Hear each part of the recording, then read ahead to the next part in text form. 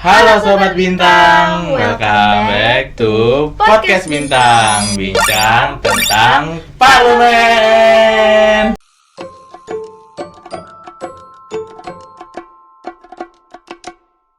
Oke, Podcast Bintang ini merupakan tempat ngobrol seru dan santai seputar Parlemen Cokroaminoto. Dan tentunya di podcast ini kita didatengin sama narasumber-narasumber keren dari fungsionaris MPM UPN Veteran Jakarta. Nah, sekarang kembali lagi dengan host andalan Podcast Bintang, yaitu dengan aku Raka dan partnerku Haifa.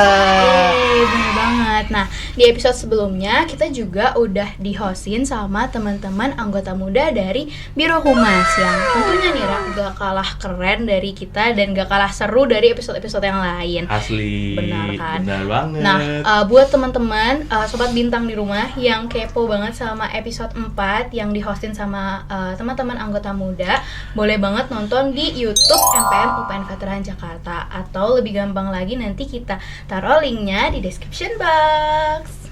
Nggak kerasa ya, bentar lagi Podcast Bintang udah mau berakhir ya. Iya, aduh sedih banget, kayak kemarin baru banget gak sih episode 1. Bener. Terus bener. sekarang kayak udah ya Allah, waktu bentar banget ternyata ya. udah episode 5 aja nih. Tapi tenang, untuk penutup Podcast Bintang kita hadirkan bintang tamu yang sangat spesial. Apa tuh?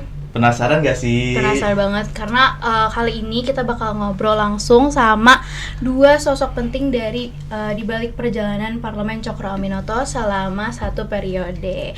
Nah, dengan judul Bersinar di Parlemen, Cerita Bintang Cokroaminoto. Langsung aja nih kita sambut Ketua Umum MPM UPN Veteran Jakarta Muhammad Syadam Syahir dan Wakil Ketua Umum MPM UPN Veteran Jakarta Fahmi Rabani Ilyasa. Yuk kita panggil 1, 2, 3 Tri. Selamat datang Bang Sadam dan Bang Fahmi. Boleh dong kenalan dulu ke Sobat Bintang yang lagi nonton ini. Oke. Halo Raka, halo Haifa, halo teman-teman semuanya. Kenalin gue Muhammad Syadam Syahir, biasa dipanggil Sadam. Gue mahasiswa Ilmu Politik UPN Veteran Jakarta di MPM UPN Veteran Jakarta tahun ini, tahun 2025. Gue diamanahin jadi ketua umum. Gitu kali ya. Oke, boleh. Boleh. Halo, salam kenal. Halo. Oke, kan tadi Bang Sadam udah, mungkin boleh ke sebelahnya. Oke, terima kasih sebelumnya atas kesempatannya ya. Halo semuanya, audiens dari Podcast Bintang ini. Sobat Bintang. Sobat Bintang. Nama sebutannya Sobat Bintang. Oke, siap Sobat Bintang ya. Perkenalkan, aku Fahmi Rabani Ilyasa dari S1 Sistem Informasi Angkatan 2022. Alhamdulillah tahun ini diamanahkan sebagai Wakil Ketua Umum. Oke, salam kenal ya Bang Fahmi dan Bang Sadam yang udah nyempetin waktunya nih buat hadir di Podcast Bintang. Siap. Makasih ya sudah hadir Bang. Pasti sempat. Oke. Selalu disempetin. Jadi di Podcast Bintang ini kita mau nanya sedikit, enggak sih, banyak sih. Boleh. Ya, beberapa Interview aja. sih lebih tepatnya sih. Iya, kita interview kalian terkait parlemen kita alias Parlemen Cokroaminoto. Yes. Gimana? Oke, jadi kita mulai dari Bang Sadam dulu kali ya. Oke. Nah, yang pertama nih Bang, udah 1 periode, enggak sih, belum 1, hampir 1 periode 4/5. Oke, 4/5 ya teman-teman. Spesifik. Oke, 4/5 ngejalanin Parlemen Cokroaminoto. Gimana sih rasanya nih Bang Sadam akhirnya sampai di hampir penghujung masa jabatan Abang sebagai Ketua Umum? Apa ya, capek cuman pasti seru. Kenapa? Karena semuanya klise sebenarnya sih, cuman yang memang terjadi adalah dilewatin bareng-bareng. Kemudian juga berasa banget beban kerjanya sebenarnya makin lama makin berkurang ya, karena makin lama kan program-program kerja juga makin, yang tadinya mungkin di awal, di tengah, dan di awal sampai di tengah itu kan cukup banyak frekuensinya. Terus menjelang 1 bulan terakhir kan ya tinggal 1, 2, 3 aja lah. Cuman memang besar-besar programnya. Iya. Termasuk salah satunya program paling besar Podcast Bintang. Wow. Paling besar. Se-UPN Raya Podcast Bintang paling besar, jujur. Gila, keren Gitu. banget. Oke. Jadi capek tapi seru, dan sedih sih sebenarnya pengen selesai. Aduh. Ya, pengennya 800 periode boleh nggak sih? Pengennya. Padahal berarti lanjut lagi, Bang. Iya 800 periode tapi ya boleh nggak kira-kira? Tapi orangnya ini nih aja lagi. Iya tapi 800. Atau 799 nggak mau? Harus 800. 1000 kali ya? Oke. Buletin. 800. Kok jadi nambah? Buletin kan 800 kan ke atas. Iya. 1000 pembulatannya. Orang kayak minta boleh. Takut soalnya. Oke, udah nih Bang, itu aja. Itu aja. Lagi nambahin lagi nggak? Cukup itu udah ngerangkum. Oke. Makasih Bang jawabannya. Next. Nah, kalau dari Bang Fahmi ini, apa sih momen yang paling mengenakan di hati atau berkesan tuh di hati selama menjabat sebagai Wakil Ketua Umum MPM UPN Veteran Jakarta di periode sekarang? Oke, mungkin aku sebutin momennya ya, momen Iya. paling berkesan selama aku menjalani di Parlemen Cokroaminoto ini adalah kebersamaan dari teman-teman Cokroaminoto itu sendiri. Dan menurut aku kebersamaan itu puncak-puncaknya adalah ketika kita mengadakan program kerja rapat parlemen, di mana di situ teman-teman semuanya diharuskan untuk hadir. Jadi sangat minim yang izin ya mungkin atau berhalangan hadir. Jadi kita semua kumpul di situ. Terus di situ juga kita apa ya istilahnya ya? Mungkin ada yang ingin kita sampaikan dari bulan-bulan sebelumnya yang ditahan-tahan, mungkin itu akhirnya kita sampaikan di rapat parlemen. Jadi semuanya terbuka di situ. Dan juga apa ya? Mungkin salah satu mungkin tradisi atau apa ya? Momen unik lah ya. Waktu menjalankan rapat parlemen ini adalah pengumuman best staff. Wah, Betul. paling ditunggu itu. Salah satunya. Paling ditunggu itu tuh. Paling ditunggu karena momennya bikin deg-degan dan semuanya antusias untuk mendengarkan gitu, dan ambience-nya itu beneran kerasa banget berkesannya buat aku. Paling kalau dari aku itu. Ipe tadi kan punya, Raka punya cuman pakai dibalik. Parah katanya ya. Dipakai dibalik ya. Gini Aku dong. juga punya. Best of Januari tahun depan ya. Amin. Wah, Amin udah kelar juga kan? Udah kelar kan? Iya. Mohon maaf nih. Oh iya, iya. Emang mau lanjut sampai 2 tahun setengah? Selundup. Oh ya udah ya. Selundup. Ya siap. Oh, Ngulang lagi staff lagi. lanjut 2 tahun berarti. Serah pilihan itu mah.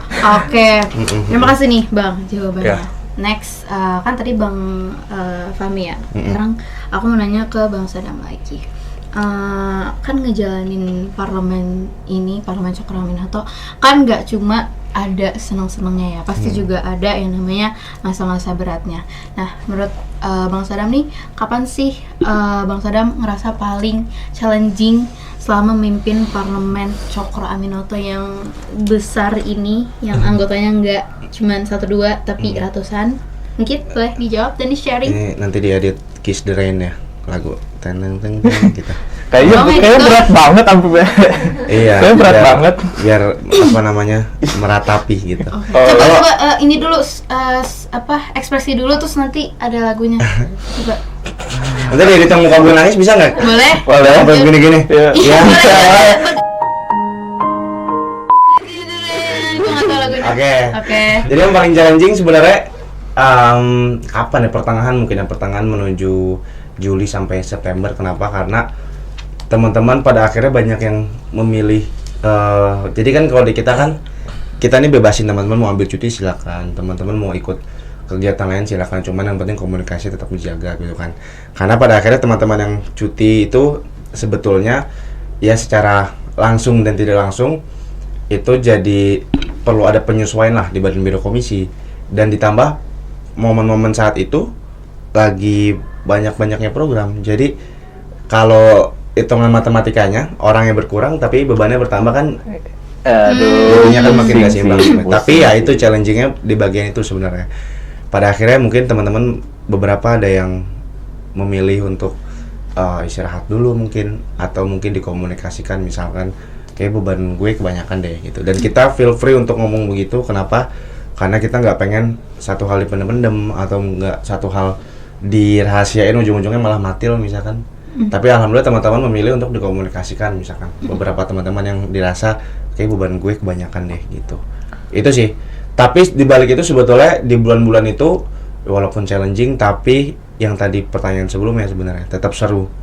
Tetap seru karena kita coba memadukan hal-hal yang sekiranya lagi berat-beratnya, tapi kita ada program-program yang seru-seruan misalkan. Atau sesimpel misalkan kita ngumpul di secret dan lain sebagainya, itu jadi satu hal yang beriringan lah dengan challenging tadi. Itu sebenarnya. Iya. Deep ya. Apalagi ada muka Raka di sekret teman-teman. Wow. Tandem biasanya tandemnya sama ketum ya. Nah, apa sih tantangannya paling besar yang abang rasain selama jalan bareng dengan Bang Sadam di Parlemen Cokroaminoto? Oke, pastinya kalau untuk apa tadi pertanyaannya? Kalau untuk tantangan paling besar yang abang rasain selama jalan bareng sama ini Bang Sadam. jalan bareng ya bahasanya ya. Jalan bareng. Jalan bareng, Ya kan selalu bareng dulu berdua kan. Iya. Oke. Lari. Oh, lari bareng. Kalau bertiga jangan. Lagi lah. Ya. Paling tantangan terbesarnya adalah apa ya? Jadi kalau jadi wakil itu kan berarti harus memahami nih kira-kira ketua umum ini seperti apa gitu, karena kita harus satu pikiran gitu antara wakil dan juga ketuanya gitu. Nah, mungkin awalnya tantangan-tantangan dan kendala yang dihadapi itu adalah gimana kita memposisikan diri sebagai ketua umum tuh kayak gimana gitu, cara pikirnya gitu. Kira-kira kalau misalnya ketua umum ada di sini akan mengambil keputusan seperti apa gitu, akan berbicara seperti apa gitu. Nah, paling seperti itu. Sisanya mungkin kadang kalau misalnya kita masih belum bisa memahami satu sama lain, itu lebih ke komunikasinya gitu. Nah, itu dirasa masih jadi kendala, cuman apa ya, nggak menjadi tantangan yang terlalu besar lah untuk itulah. Jadi selama ini mungkin dengan pendekatan-pendekatan antara aku dan juga Sadam itu membuat tantangan-tantangan itu menjadi lebih mudah lah ya, ibaratnya seperti itu sih paling. Oh, so sweet. Pat, jangan salting, Bang. Tadi kayak super senyum. Kayaknya, tapi kayaknya gue pemandangan depan gue nih. iya. Ini depannya ini yang lagi salting nih kayaknya dari tadi. Apa tuh? Tuh lihat tuh. Nah, iya. Tuh. Terima kasih jawabannya Bang Fahmi. Udah kita tanya-tanya. Nah, next mungkin ada beberapa lagi nih, tapi di yang akan kita sampaikan ini itu pertanyaannya buat kalian berdua. Jadi nggak nanya satu-satu kayak tadi. Oke, mulai ya. Jadi yang pertama ini, kalau diibaratkan sesuatu nih, Parlemen Cokroaminoto itu menurut kalian kayak apa sih? Rumah teman-teman. Karena pada awalnya filosofi logo yang dibangun itu seperti rumah. Kenapa? Karena ya memang entahlah, dari awal kami coba mengkonsepkan Parlemen Cokroaminoto bukan cuma sekadar teman-teman masuk organisasi kemudian masuk ke dalam stigma-stigma buruk tentang organisasi, misalkan suruh kerja yang berlebih, kemudian nggak ada pembagian workload yang setara dan seterusnya. Itu mungkin hal yang lumrah di organisasi, tapi kami coba pengen kasih satu treatment baru bahwa kami juga pengen teman-teman tuh punya sense of belonging yang tinggi gitu di organisasi masing-masing. Dengan cara apa? Dengan cara setidaknya di awal kami coba tanamkan nilai-nilai bahwa MPM tahun ini atau Parlemen Cokroaminoto ini nih itu bisa jadi rumah loh buat kalian. Dan entah iya atau tidak teman-teman satu parlemen merasakannya seperti apa, cuman gue pribadi mungkin kalau boleh ngeklaim ya, beberapa teman-teman pun ketika ditanya atau ketika iseng-iseng misalkan kita ngobrol tentang parlemen tahun ini, beberapa juga ada yang mengatakan sepakat misalkan kalau misalkan dikatakan ini rumah. Karena banyak teman-teman yang baru kenal orang baru di sini, terus punya hubungan yang dekat misalkan gitu. Kemudian bukan cuma dengan satu orang, 1, 2, 3, 4, 5 orang misalkan bikin satu circle baru, banyak ya. Bikin satu circle baru misalkan, yang akhirnya itu impactnya jadi satu hal baru lah di hidupnya teman-teman gitu. Rumah ya, rumah. Jadi MPM itu menurut Bang Sadam rumah. Iya. Ya. Oke, kalau dari Bang Fahmi? Oke, kalau dari aku sendiri, kalau diibaratkan sesuatu, Parlemen Cokroaminoto menurut aku adalah perjalanan yang panjang. Mungkin teman-teman semua bebas untuk mengartikan itu sebagai apa. Kalau dari teman-teman tenaga ahli mungkin familiarnya dengan perjalanan udara kali ya, yaitu pesawat gitu. Karena mungkin kalau dari onboarding pun sudah diperlihatkan kalau misalnya di Parlemen Cokroaminoto ini adalah perjalanan yang panjang gitu. Dan nggak sebentar dan nggak mudah gitu. Makanya kita ngebawa waktu onboarding itu adalah pesawat seperti itu. Cuman kalau dari aku sendiri adalah perjalanan laut, yaitu kapal gitu. Jadi semua staff-staffnya itu dan juga BPH-BPH-nya punya perannya masing-masing dan diibaratkan sebagai awak kapal yang perannya juga membantu gitu loh satu sama lain gitu. Jadi nggak ada penumpang yang ibaratnya cuman ya udah nggak ada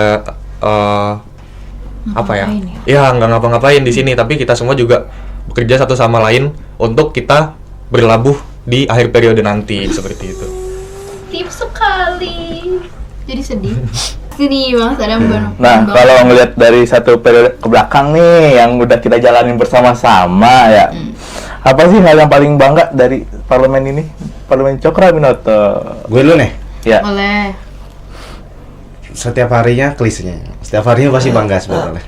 Tapi kalau misalkan diukur pakai satu tolak ukur kinerja yang nyata, banyak sekali hal-hal baru di tahun ini yang mungkin tahun-tahun sebelumnya belum bisa kerjakan misalkan. Sebutin misalkan. Untuk pertama kalinya kami MPM UPN VJ itu secara kerapihan struktur kerja kami memisahkan nih, ada masa sidang dan masa reses. Masa sidang 1, masa sidang 2, masa reses 1, reses 2. Yang mana itu jadi satu komitmen kami bahwa Balek dan BAK tuh bekerja sesuai dengan waktunya masing-masing. Pertama, kedua, di teman-teman BKSAP itu semua ada targetnya masing-masing. Yang mana tidak ada tuh beban dadakan, tidak ada company visit dadakan. Jadi dari awal sudah terukur berapa-berapanya. Teman-teman komisi pun juga sudah diberikan guide-guide yang teman-teman nggak bisa keluar dari garis-garis itu, diberikan boundaries dari awal. Kemudian juga internalisasi yang baru dan paling baru dan menurutku paling efektif dibanding yang sebelumnya mungkin ya.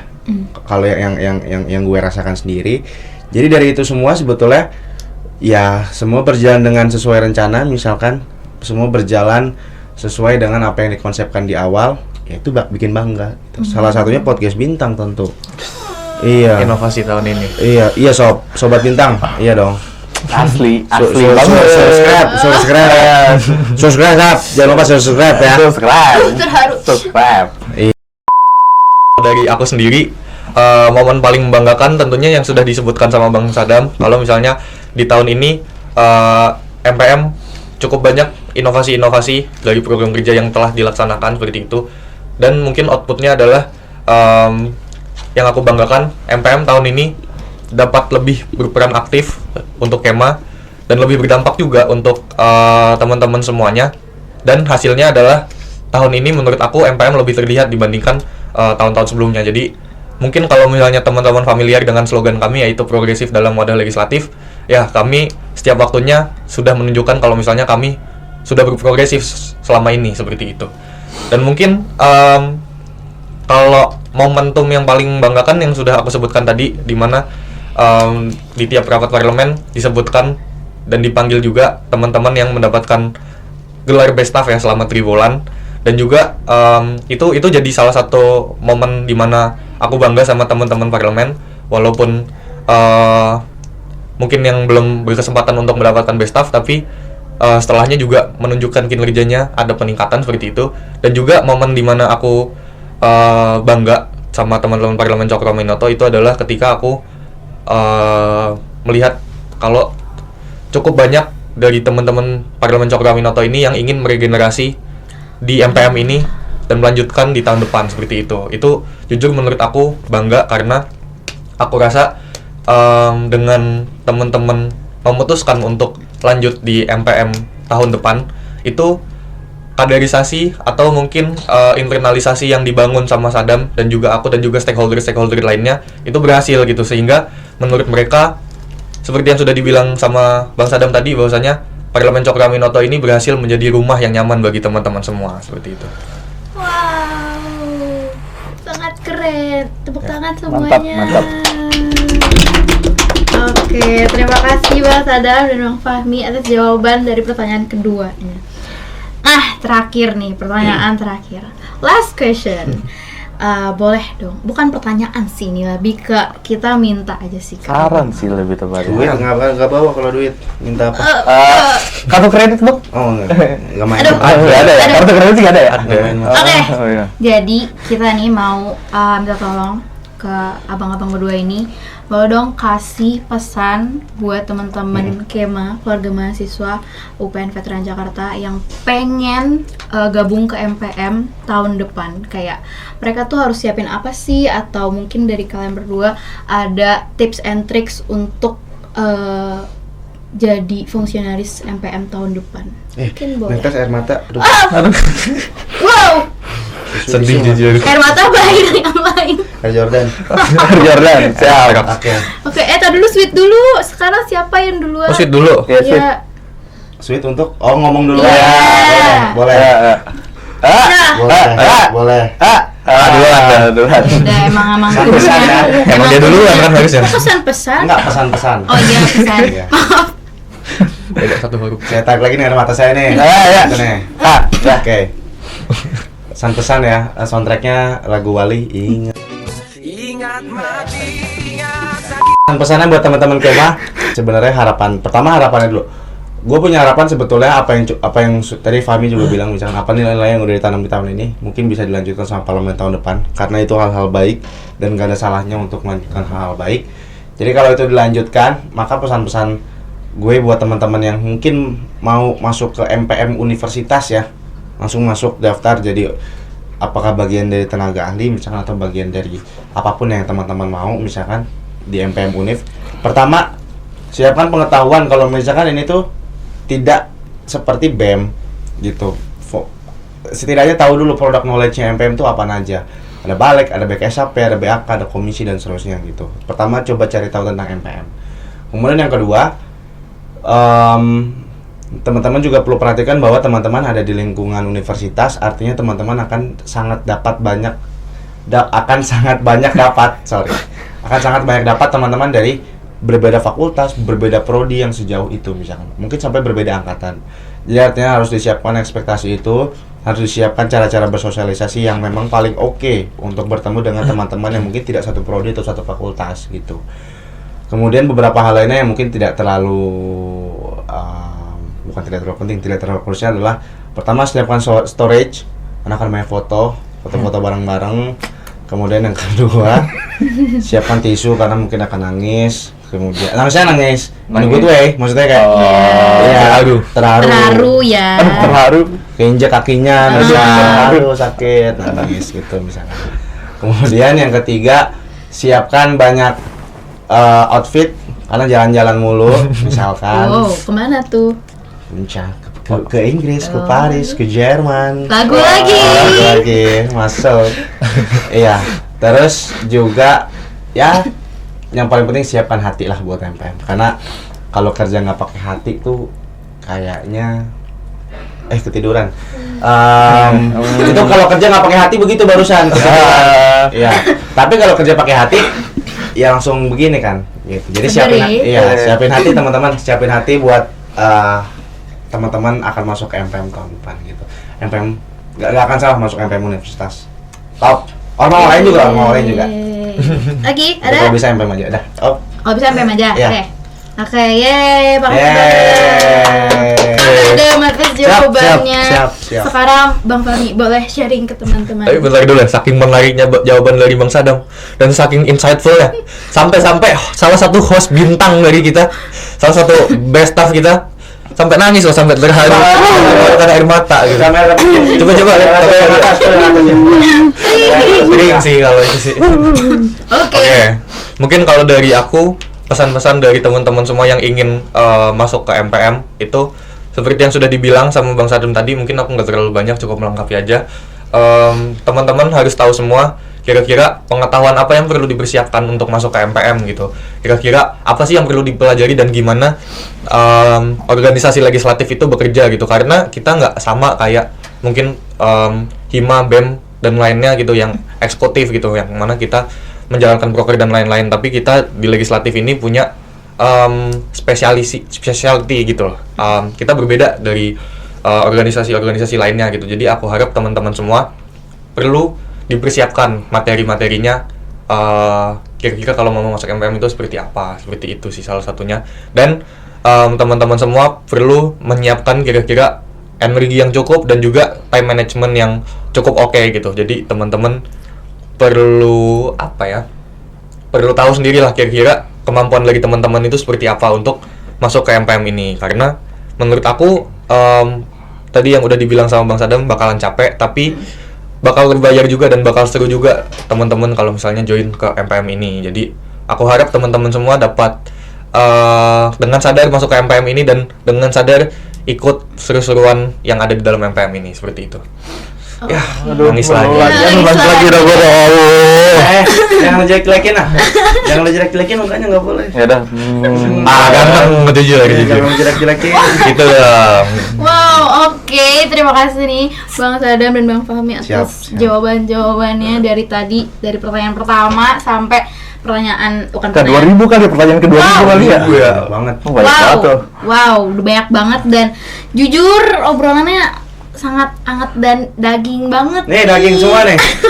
Ini lemak Mas. Oh iya. sorry. Ibarat sapi itu saya tenderloin gitu kelas. Tenderloin ya, badan tenderloin ya. Iya, langsung tenderloin. Iya. Semuanya gua mah. Iya nggak Wih. ikutan. Kayak Sama gue nggak live ikutan? out. Oke. Dia sendiri. Jadi, aduh tadi sampai mana? Daging semua Oke, kita. daging semua Sampai ya. daging lah pokoknya. Jadi pokoknya tadi pembahasan kita ibaratnya flashback ke masa-masa onboarding di bulan Februari kemarin ya, gitu. Nah, asli flashback banget, banyak banget insight yang bisa kita ambil dan tentunya untuk sobat Betul. bintang yang nonton. Iya, Kita bener lihat. banget. Jangan diliatin malu sobat bintang. Jangan diliatin. Zoom aja. Oh, Zoom. Oke, terima kasih buat Bang Sadam dan Siap. Bang Fahmi yang udah luangin waktunya untuk hadir di podcast Bintang last episode di Parlemen Cokroaminoto ini. Dan Sedih. dan gue mau ngomong satu. Oh iya, apa tuh? Apa tuh Mas? Pastinya makasih juga buat sobat penonton, sobat bintang. Udah menemani kita dari episode pertama loh, sampai Last ya kan? episode Dari 5. Raka rambutnya segini lagi terus. Iya. Terus Ini rambut kayaknya nggak nunggu-nunggu ya. Iya. Oke, Nah, iya. siapa tahu ada yang mau jual ini apa sih? Iya, iya. Jual Iya. penumbuh rambut. Benar. Pokoknya tanpa sobat bintang, tanpa narsum, tanpa kita, Nah, kita. tanpa editor, Iya. tanpa semuanya nggak akan ada podcast Bintang sampai episode terakhir ini. Semoga cerita dari Parlemen Cokroaminoto ini bisa jadi inspirasi buat teman-teman semua sobat Bintang yang lagi nonton yang mau untuk terus aktif, kritis dan peduli di dunia organisasi kampus. Terima kasih sudah Makasih. mendengarkan. Terima kasih ya kasih, teman-teman terima kasih, sudah Sobat dengerin. Makasih ya. Sobat Bens. Kasih likes. Oh, MPM UPN Veteran Jakarta. Parlemen Cokroaminoto. Progresif dalam wadah legislatif. 1, 2, 3. Podcast Bintang, stay aktif, stay kritis, and keep listening to Podcast Bintang, bincang tentang parlemen.